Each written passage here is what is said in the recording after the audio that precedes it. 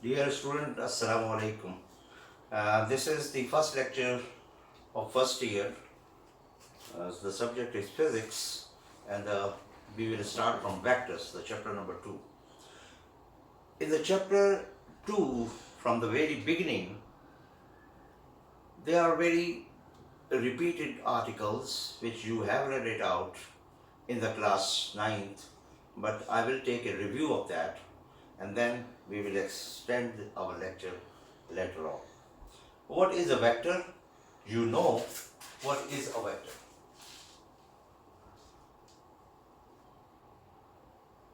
The vector is a physical quantity. In physics, we measure things, and the things which are being measured are known as physical quantities. And you have read it out that there will be a magnitude, suitable unit, and direction. Without direction, the physical quantity is called the scale, and with direction it is called vector. The examples of the vectors are very common. Displacement is a vector because when we give a direction to a certain distance, has become displacement. This speed, when given a direction, becomes a velocity. And so is the acceleration as a direction, and so on. I'm not going to explain them, but what I'm going to explain that the vector quantities are the quantities which are determined by their magnitude with a suitable unit and with a direction. And you have read it out and you will read later on the example and the applications of the vector. For the class first year, how the vector is represented?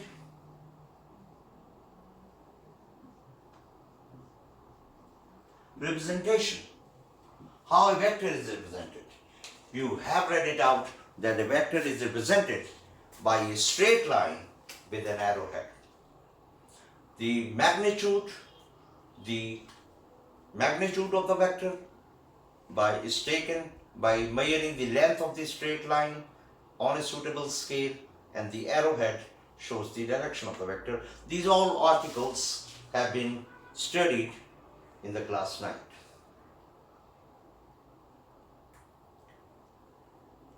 In class first year, the first article is a unit vector.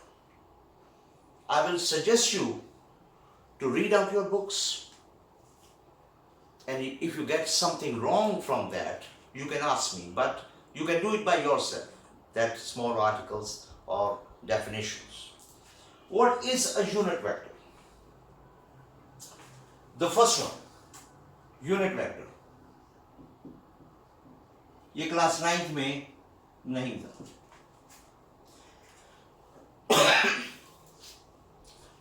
A vector is represented by its magnitude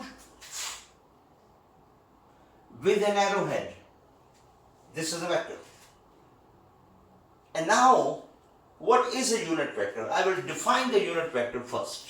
A unit vector is a vector, as by its name is a vector whose magnitude is 1. But it is only there to represent or show the direction of that vector. Unit vector. If this is the vector A, maybe a displacement, maybe a velocity, having some suitable direction, represented by its arrow, this is a vector A. Say it's a force. Force is also a vector. So, to represent this vector in the form of a unit vector, I will write it down as this is a vector, this is an arrow, shows the direction, A is the magnitude. I will show it to this like this. This is the magnitude of the vector. Then you will say a vector has a magnitude but also the direction.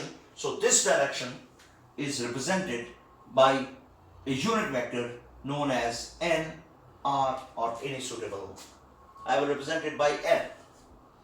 N is a unit vector for this vector.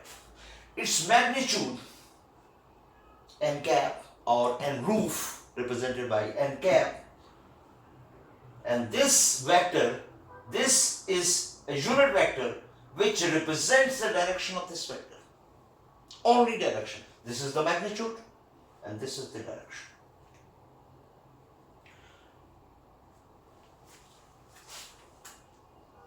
N cap has a magnitude equal to 1. Always bear in your mind that unit vector is always there to represent the direction of the vector. Its magnitude is 1. So its magnitude multiplied by the magnitude of the vector is not going to enhance the magnitude of the vector. It has got only one magnitude, 1 Newton, 1 meter, or 1 meter per second square, depending upon the nature of the vector. So this is. And now, if I have a little bit of mathematics, unit vector is this one divided by this one. So how can I find the unit vector? I can find a unit vector by dividing a vector with its magnitude. Very simple. When we will proceed later, we will have this idea in the examples. Let's only confine yourself to a unit vector, this. You have already studied in the class 9th that addition of vectors by head to tail rule. You know that. I'm not going to repeat this to save your time. You can go there or you can recall your memory to understand what was unit head to tail rule. Head to tail rule was used to add the vectors to get a resultant vector. You know that. I'm not going into the details, but I'm going to show it to you that addition of vectors, at least 2 vectors, is commutative. I'm going to show it. Addition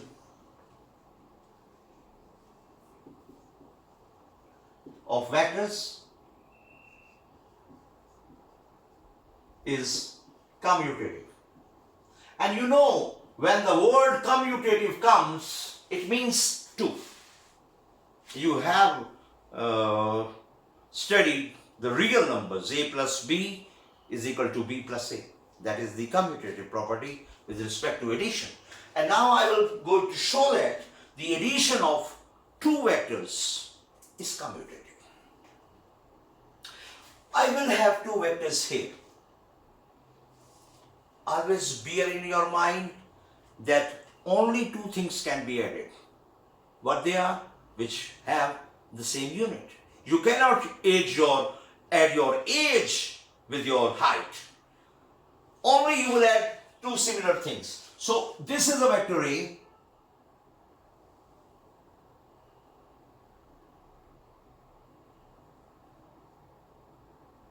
Okay, B. And this is a vector A.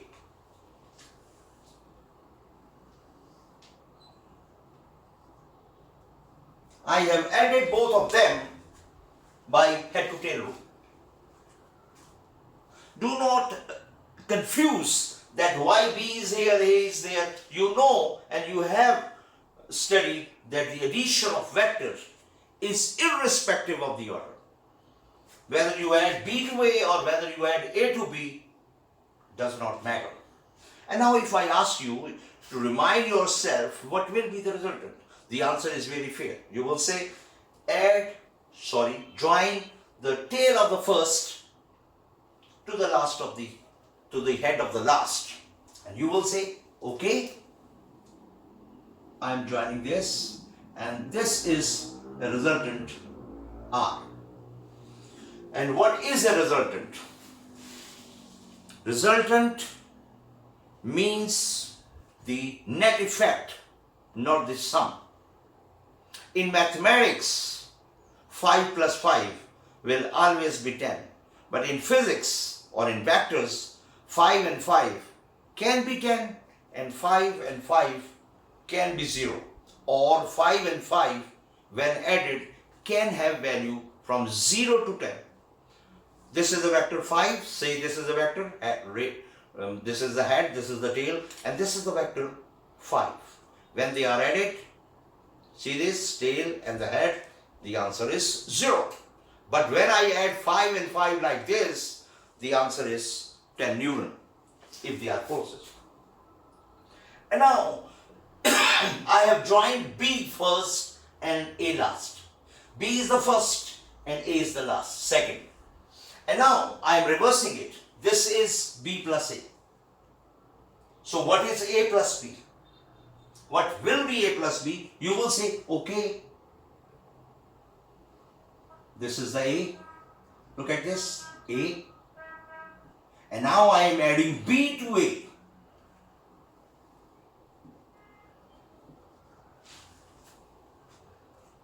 Forgive me for a poor drawing. A plus B and B plus A have the same resultant, which is the up. Join the tail of the first to the head of the last. So A plus B will always be equal to B plus A. This is the figure which shows. This is also called the parallelogram rule. So these are commutative property. Similarly, associative property does matter. What is the associative property? Associative means of 3.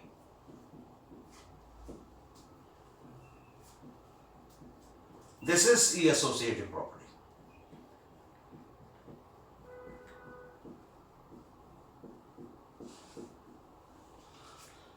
I will give you an assignment at home to prove it.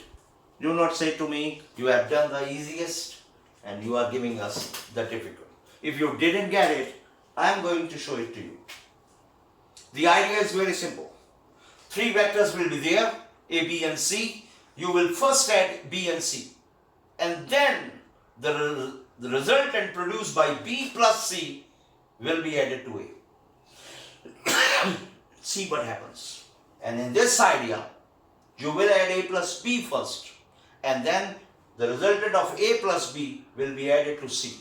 You will see that this and this will have the same resultant like this. This is a good challenge for you to do. And I hope you will do it. So vectors, unit vectors, addition of vectors, head to tail rule, addition is commutative and addition is associative. Unit vector. And now I will have a small bit of representation of the unit vector. You have read out in the class 9th that this is a vector. Say F.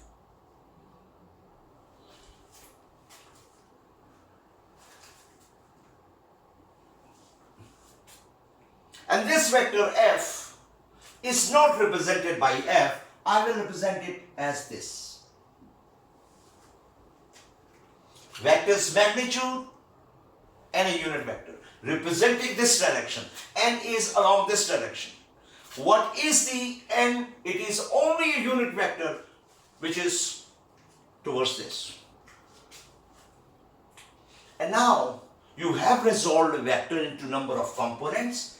So I will say, okay, what was that? Fy. Okay. And what was that? Fx. And this was Fx. And they were mutually perpendicular, therefore they were called rectangular components. And now f is equal to fx plus fy. Why I am doing this? You have read it out in the class 9th, but I am doing it to make you understand in the class first year that how a unit vector works. This whole vector will have a unit vector representing this direction, and I will show it to you like this. Okay, there is another idea to represent the magnitude by only a f. Without arrow, it's a magnitude now. Okay? And now fx vector. What is fx? It is a vector which is along x-axis, and now from this moment to onward, you must bear it in mind that the x-axis, the unit vector which represents the x-axis, is always or will always be represented by I.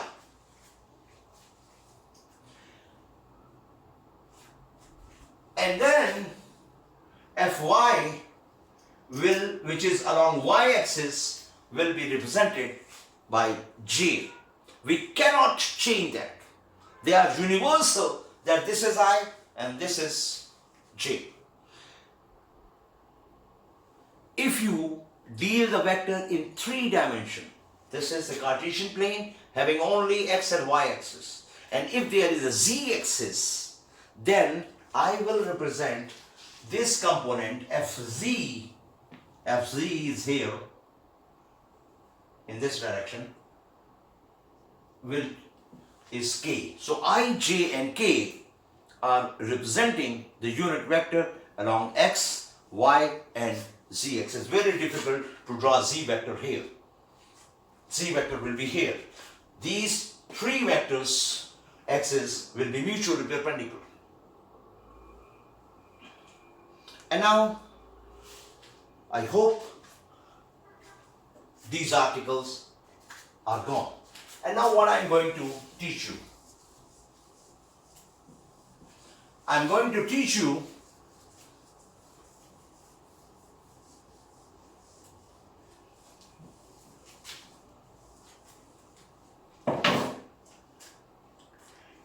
a wonderful article. This article is named as 2.2. The article 2.2. Addition of vectors by rectangular components. I am having my book in my hand which belongs to PTB page 26 for 28. But I will, in your federal board, there is a book assigned as KPK, but I will strongly recommend to also study that book. The article is 2.2. You have a small portion, you have read it out, a small portion of this article in the class 9th. What is that?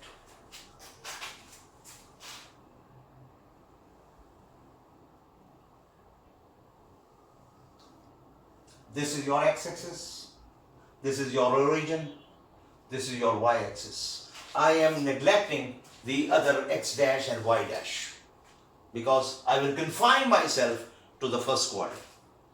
There are 2 vectors, A and B. This is the vector A.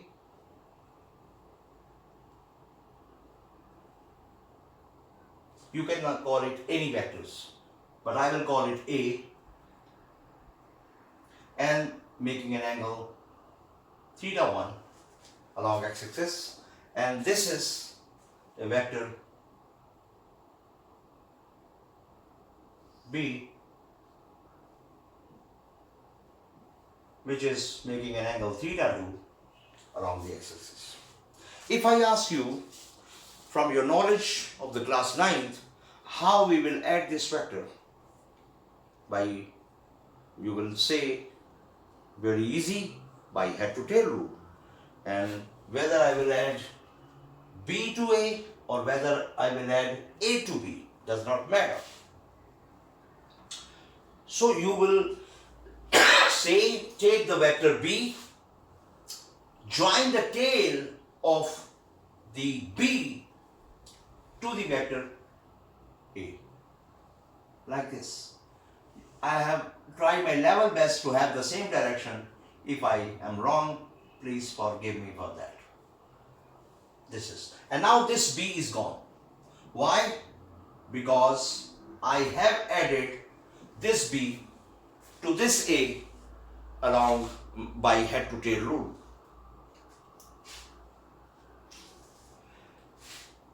And now if I ask you what will be the resultant of that, you will say,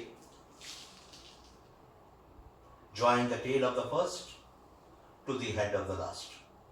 This is your resultant vector R.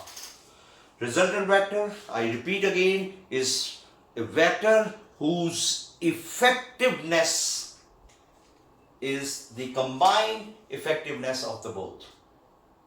Means if there are forces, so this resultant will have the same effect of these two combined forces. If I give you 10 vectors and ask you to add them by head to tail rule, what you will say? You will say, so boring, sir. Because drawing a vector and it's monitoring its direction and then putting the tail of the second and then drawing it and having the direction and then third and then fourth, you will say, ridiculous, I'm not going to do it. So head to tail rule is a rule but not effective when the number of vector increases. So this method, which I am going to show it to you, will enable you to have a substitute of this addition of vectors by head to tail. But I have to prove it first. What is that method?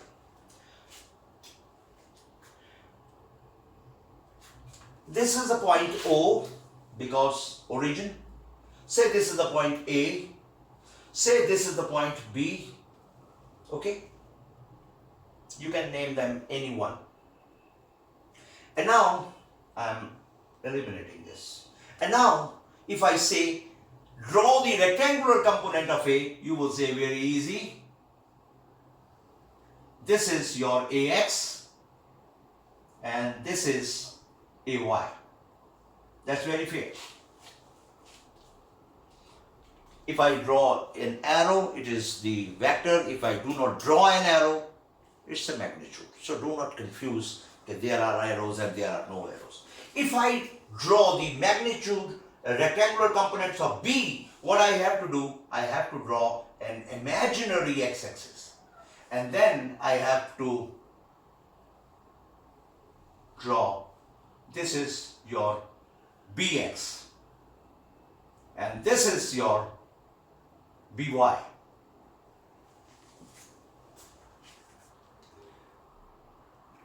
And now if I say draw, I'm going to name them first, A, B, and now I call it C, and I call it D, and I join it to here and to become E. And now I say to you, okay, this is AX, AY, BX, BY. What is RX? Because the resultant of A and B is R. So what is Rx? You will say very easy, Rx is the same as we have drawn the Ax and Bx. Look at this. Look at this. I am drawing it separately, so do not confuse. Rx, I will draw a perpendicular here, and this will be Rx. This will be Rx. I am drawing it separately, not to confuse you. Rx is this. Rx is this. I have drawn it separately. And what will be Ry? You will say very easy. This is R, this is Ry, and this is Rx. So I am drawing it again separately. That this is your Ry. although the Ry is here and Rx is here. I am drawing them separately in order to make you understand, not to confuse in the figure. And if I say, okay, add Ax and Bx,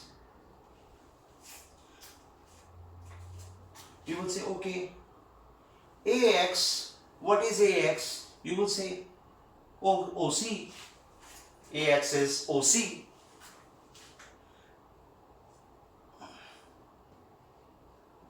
And what is Bx? You will say BD. And then you will say, okay, अगर आप BD नहीं लेते तो CE ले लें, because BD and CE are the same.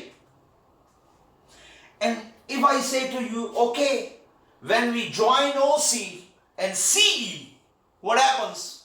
You will say, sir, it is nothing but OE. OC plus CE is OE. And when I will say, check out what is OE, you will shout, it is nothing, OE is nothing but Rx. Beautiful idea. It means that when I will add Ax and Bx, I will get Rx. A wonderful idea. And now, how can you find that? In the class, you have read out that Ax is nothing but A cos theta. Bx is nothing but B cos theta, respective thetas. I am not interested theta 1 and theta 2. You know that. And Rx, it means that if I am given at least 50 vectors, and I am going to find out the resultant, so I will find Ax, Bx, Cx, Dx. I will find the x component of all the vectors, and then I will add them to get not the resultant vector, the x component of the result. I have proved it here. I have proved it here. So this methodology helps you out not to apply head to tail rule to get yourself confused and lethargic. This is simple. So what we are going to do, 5 vectors are there and we have to find the resultant. This is only the Rx. And similarly, if I add Ay plus By, what will be that? What is Ay? Ay is nothing but BC. Check it out. Ay is nothing but BC and By is nothing but AD. Look at this, By.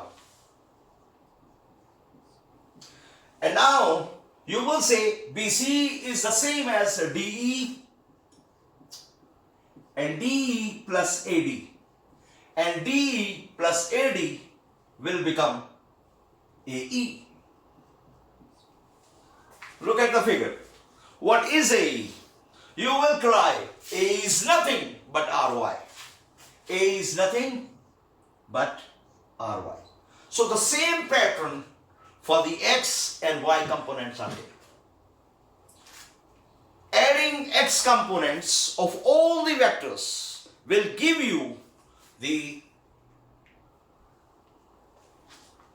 x component of the resultant, and adding y components of all the vectors will give you Ry.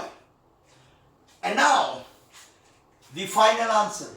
You have read out in the class 9th that A is equal to ax square plus ay square under the root. In class 9, this is the x, this is the y. So what is R? Resultant R.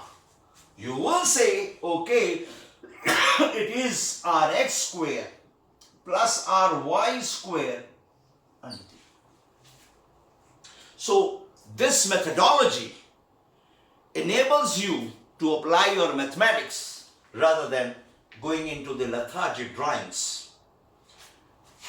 How you will get the direction of this R? You know that from the class 9th, tangent inverse of the y component over x component.